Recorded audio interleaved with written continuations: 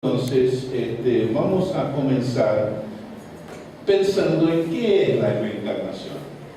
Entonces, estas definiciones, como ustedes van a ver, no son definiciones del espiritismo, son definiciones más bien generales que vienen de otra forma. La reencarnación es la creencia consistente en que la esencia individual de las personas, ya sea mente, alma, conciencia o energía, adopta un cuerpo material no solo una vez, sino varias veces según va muriendo.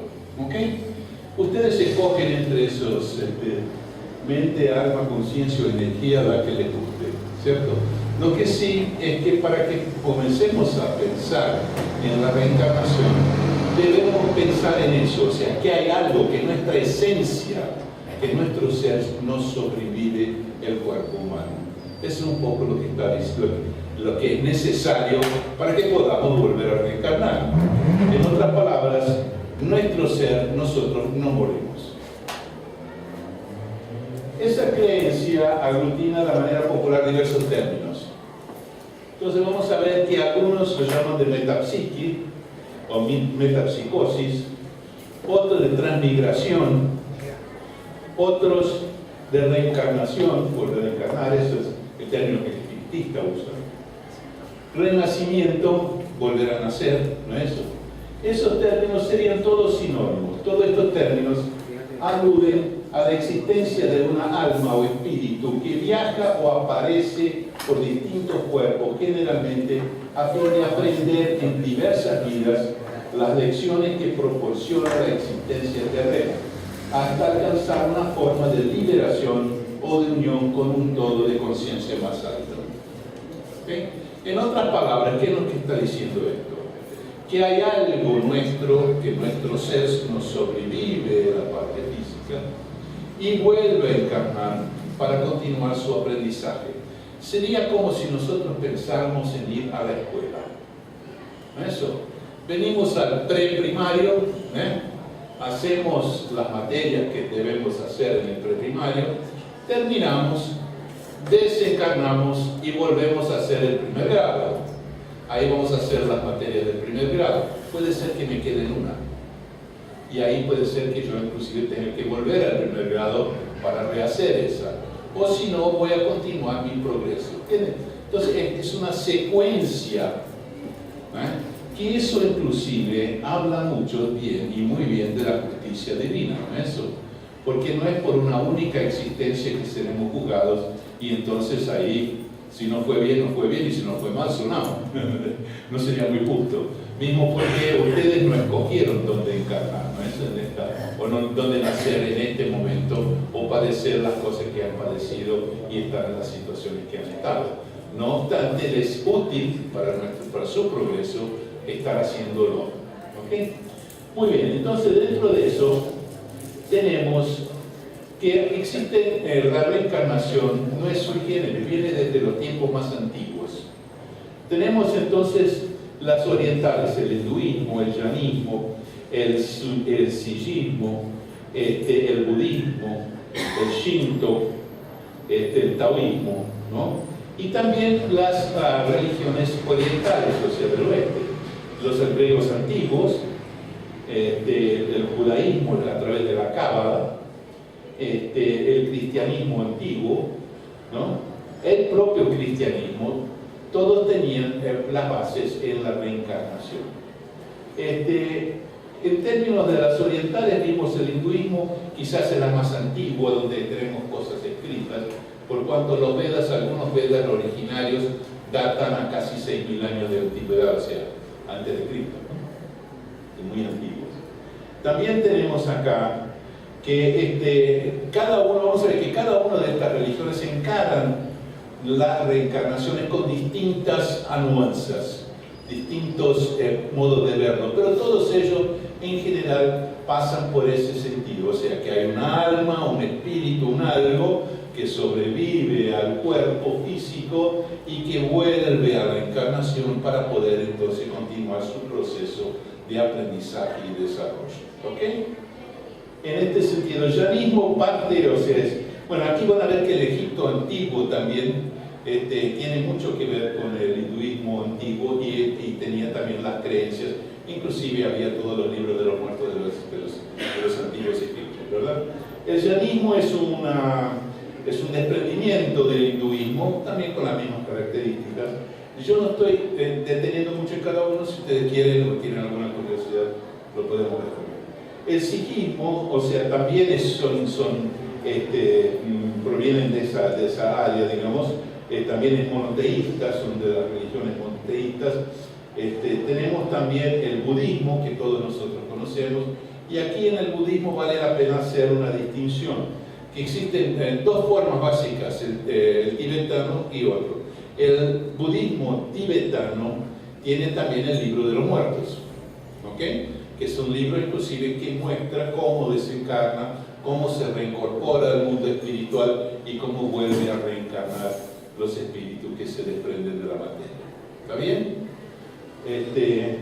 Tenemos también el shintoísmo japonés. Comienza con la idolatría de los ancestros, y ahí también entonces prevé también la parte de reencarnación.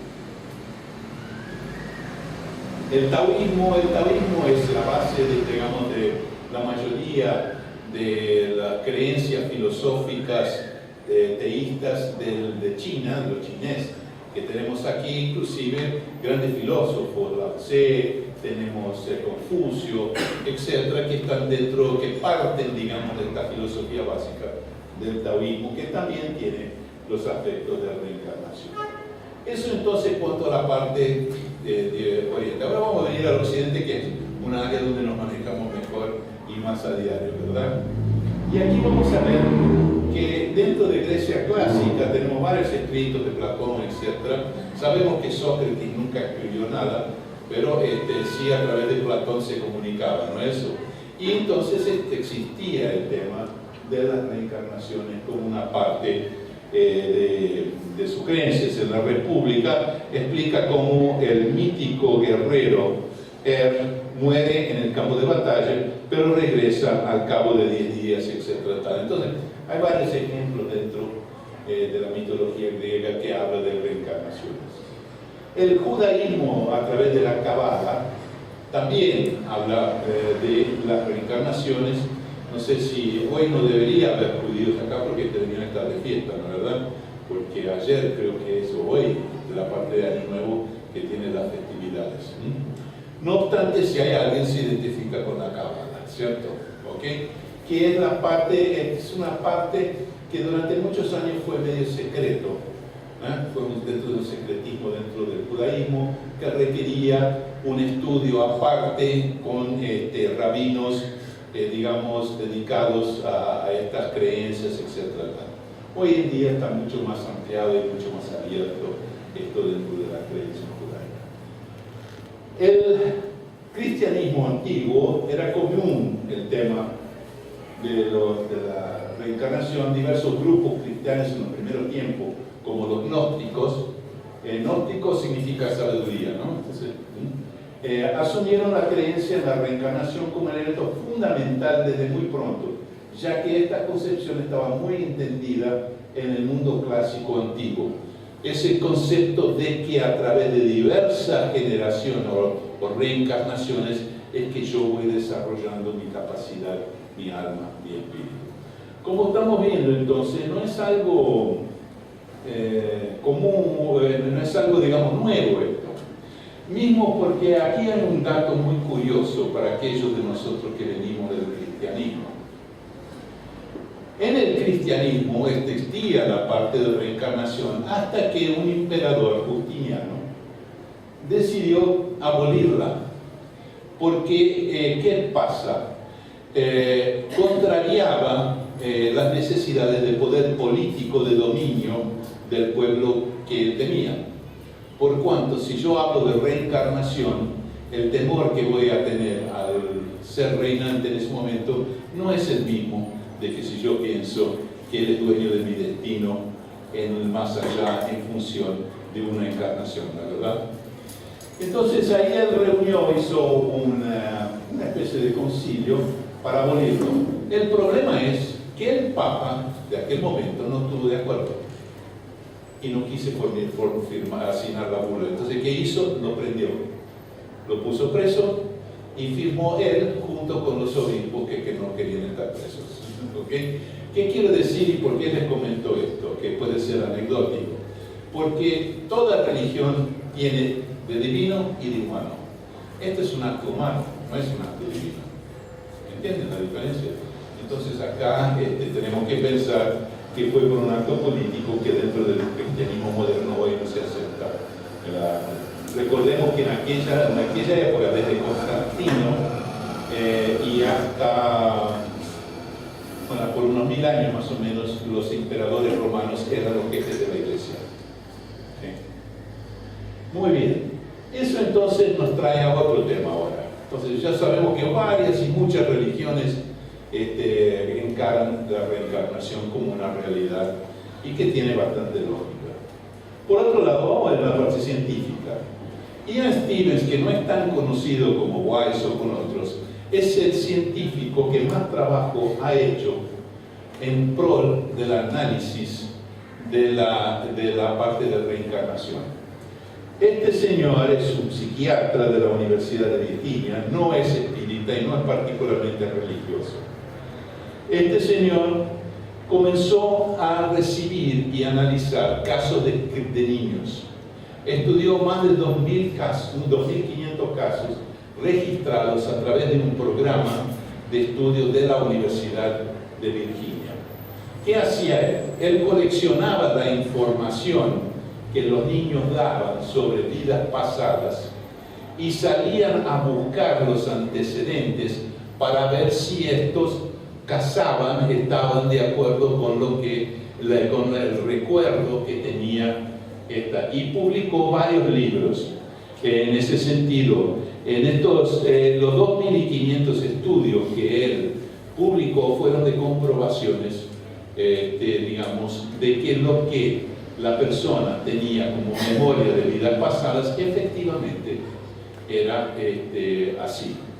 Escogió niños por dos motivos. Primero, para evitar o disminuir las posibilidades de fraudes, porque se supone que el niño no tiene otra intención, digamos, no tiene intención ni pecuniaria ni nada, y mentir, podría decir, bueno, es una fábula que un niño tiene. No obstante, ahí sería fácil ver si es fábula o no, en función de cuando voy a comprobar, no encuentro nada que sustente la afirmación que el niño o la niña tuvo, ¿no es eso?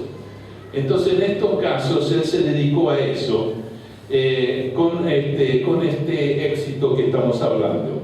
Estos todos son casos certificados, o sea, el grupo de trabajo que lo analizó lo hizo bajo controles y protocolos que fueron preestablecidos dentro del grupo de trabajo por la universidad, ¿cierto? Yo lo traigo esto porque este señor, como dije, era un científico, no era un religioso. Jorge, sí. ¿Y lo que dice coincide de marcas y defectos de nacimiento? Sí, también eso publicó en otro libro después. Él publicó varios libros y uno de ellos fue justamente sobre marcas biológicas en la persona nacida que podrían atribuírsele a accidentes o casos acontecidos en otras encarnaciones. ¿Okay? Otro que trabajó, bueno, este es el sucesor de él, este es Jim Tucker, que también psiquiatra, médico, psiquiatra infantil y familiar, profesor, director médico, en fin, psiquiatría y ciencias de neuroconductas, también de la Universidad de Virginia, que continuó estos trabajos y los amplió. Un otro que es Moody, que esto quizás lo hayan escuchado hablar, también escribió varios libros sobre eso, que este señor quizás sea el más docto de todos, porque tiene tantos títulos que, como ven ahí, estudió filosofía y se licenció en la Universidad de Virginia, donde obtuvo el bachelor work, después el máster, después el doctorado en esa especialidad. También obtuvo el doctorado en psicología en West Georgia, donde más tarde se profesor. Le concedieron el doctorado, etcétera, etcétera. Es un tipo que estudió mucho, ¿okay? Tiene muchas credenciales científicas, que también pasó a estudiar y comprobar las existencias pasadas, de vidas pasadas de esas personas. En otras palabras, comprobó que que esa persona había efectivamente reencarnado. Entonces, hoy en día es muy difícil no creer en la reencarnación, ¿no? Porque hay demasiadas pruebas ya como para decir que no existe. Los libros publicados ahí tienen una colectánea importante. Bueno, eso nos trae también quizás al más conocido de nosotros, el Brian Weiss, que por lo menos en términos públicos es el más reconocido, no tanto por comprobación de la existencia, no comprobación científica, pero sí a través de los trabajos que ha hecho él como psiquiatra en términos de regresiones. Él utiliza una técnica que después al final aquellos que quieren vivenciarla la podrán hacer, que la vamos a pasar, de tal suerte que a través de todos unos mecanismos de entrar en determinadas situaciones más sonambúlicas, más tranquilas, tranquilizándose, puede hacer con que haya una regresión. Esto es hipnótico o prehipnóticos, en ese sentido, donde buscamos entonces, continuando con estados de conciencia, relajar nuestra parte física y nuestra parte psicológica para permitir que entonces nosotros podamos viajar en el tiempo ¿okay? Este señor ha venido a la Argentina en varias oportunidades y ha dado varias charlas y ha hecho trabajos terapéuticos acá con respecto a eso. Creo que no tengo que explicar más quién es Robert Weiss, ¿no? O sea, lo tenemos a Brian conocido. Entonces, muy bien, tiene los libros que publicó. Vamos a ver ahora entonces qué es lo que nos dice Kardec. Kardec era un científico, filósofo francés que se llamaba Rivel. Rivel estudió con Pestalozzi, hizo toda su formación y tenía más de 40 libros escritos sobre temas científicos en Francia, sobre lengua, sobre fisiología, sobre matemáticas.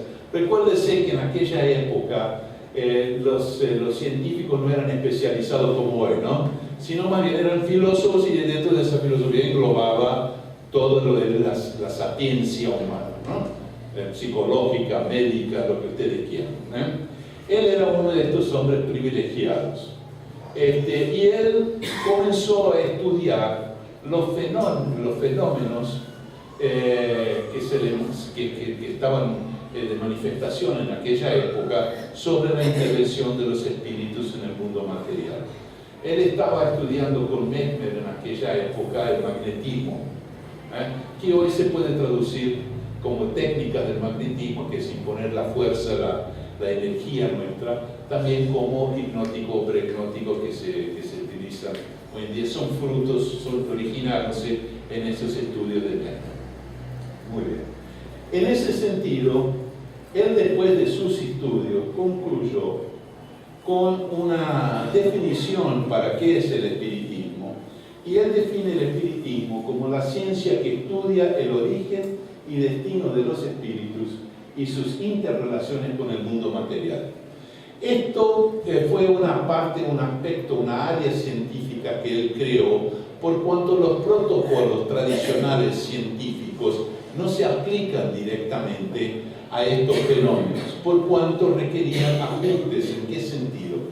Los protocolos normales científicos presuponen que vos repitiendo el mismo acto tenés el mismo resultado.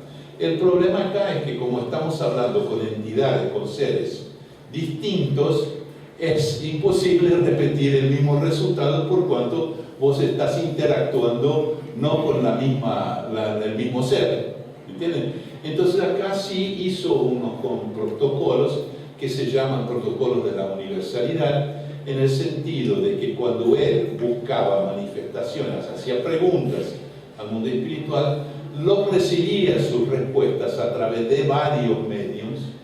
Él utilizaba en el comienzo a niñas adolescentes de 13, 14 años, porque entendía que ellas podrían sufrir, y de hecho sufrirían, en menor influencia del medio ambiente para poder transversar un resultado mismo, porque no tendrían los conocimientos y las experiencias requeridas para poder hacerlo. Entonces, cuando él hace esto, él recibe las respuestas y en función de sus concordancias y coherencias, las acepta o no como proveniente de un mundo espiritual. Entonces, es un protocolo distinto. En ese sentido también, vamos a ver lo que habla sobre la encarnación de los espíritus, siempre que ocurre en la especie humana. También es una creencia que le viene de respuesta, digamos, del mundo espiritual. En otras palabras, el ser continúa siendo un ser.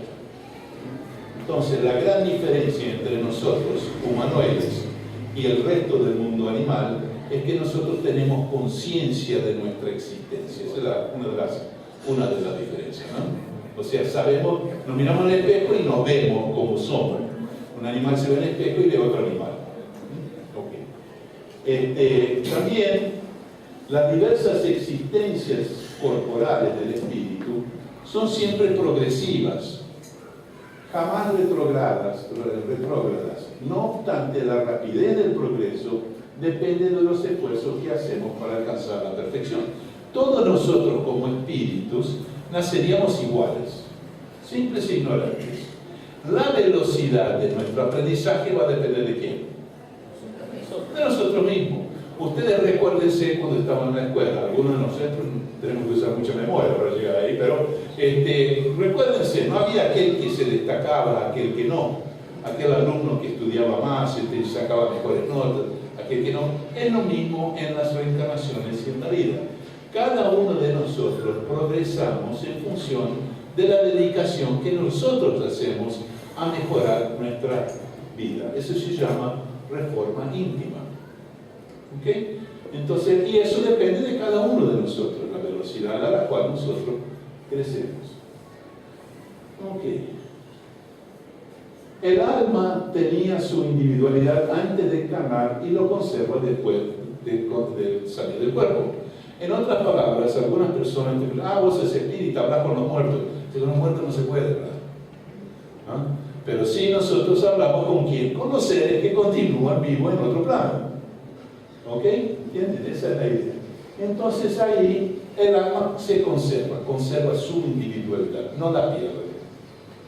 Y eso es a veces un lindo, digamos, como premio de consuelo cuando nosotros acá en este mundo perdemos un ente querido, saber que continúe, que está ahí, que nos está esperando. ¿Ok? Eso nos ayuda. El espíritu encarnado se haya sometido a la influencia de la materia. El hombre que supera esa influencia mediante la elevación y la purificación de su alma se acerca a los espíritus buenos, con los cuales habla de reunirse un día. ¿Qué quiere decir eso? Eso quiere decir que nosotros, ¿por qué venimos a esta escuela? Bueno, por el mismo motivo que vamos a cualquier escuela. Porque en esa escuela vamos a recibir las materias que necesitamos para nuestro aprendizaje. Si yo estoy en un mundo espiritual, yo puedo tener la teoría perfecta, pero tengo que encarnarme en un cuerpo que tenga pasiones que administrar. Entonces ahí, cuando yo encarno en este animal que llamamos ser humano, voy a tener que administrar mis partes psicológicas, mis partes emocionales. Y esa es la función de aprendizaje del espíritu. Por ejemplo, cuando nosotros estamos en nuestra parte espiritual racional, sabemos y nos decimos, esto no lo voy a hacer, o no voy a comer eso que me va a hacer daño, o no voy a tomar aquello, o voy a dejar de hacer aquello. Cuando llega el momento, predomina la parte emocional o animal nuestra y acabemos comiendo aquello, haciendo aquello, sabiendo mismo que nos hace daño. Es para eso que nuestro espíritu viene, para aprender a cómo dominar esta situación, a cómo administrar esta situación. ¿Ah? Es un aprendizaje en ese sentido bien práctico. La justicia de la encarnación también es un tema. Le pregunta a Kardec, ¿en qué se basa el dogma de la reencarnación? Y la respuesta que le dan es en la justicia de Dios y en la revelación. ¿Por qué? Porque lo repetimos sin cesar. Un buen padre siempre deja a sus hijos una puerta abierta al arrepentimiento. ¿No te dice la razón que sería injusto privar para siempre de la dicha eterna a aquellos cuyo mejoramiento no dependió de sí mismos? ¿Acaso los hombres no son todos hijos de Dios? Solo entre los hombres egoístas se encuentra la iniquidad, el odio implacable y los castigos irreversibles. En otras palabras, la reencarnación es la prueba del amor de Dios, de la misericordia divina, que son las oportunidades que Él nos da, como nosotros, como padres, como hermanos, como amigos, como amantes de las personas, le damos también. Por eso, y si nosotros que somos lo que somos, digamos, y estamos como estamos, Dios no lo va a hacer, claro que sí, solo que elevado a la enésima potencia, mucha más acción y dignidad, etc. Y este es el concepto de la reencarnación, o sea, la justicia que existe atrás de esa reencarnación.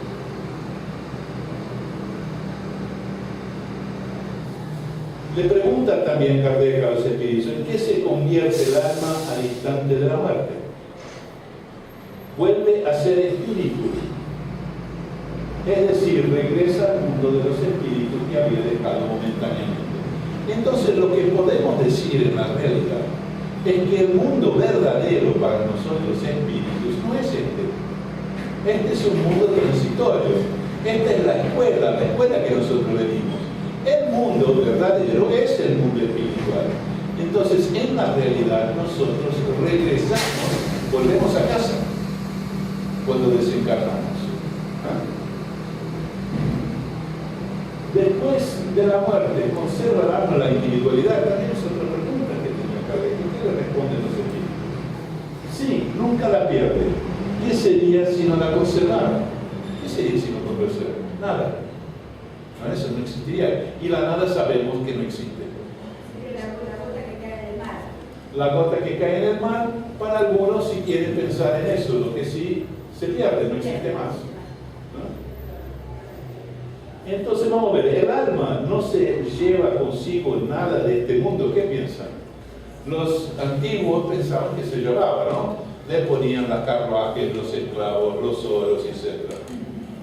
¿No? Y quedaban ahí ¿para qué? Para que los ladrones del túmulo se pudieran enriquecer con eso.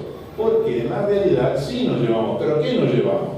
Nada más que el recuerdo y el deseo de ir al mundo mejor. Es un recuerdo pleno de satisfacción y de amargura según el empleo que haya dado a la vida.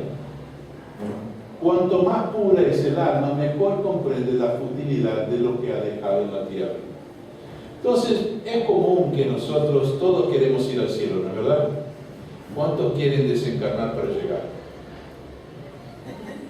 Uno. Muy pocos, ¿no es verdad? Entonces, pero es así. Si queremos llegar, la fórmula es esa, no hay otra. No hay magia.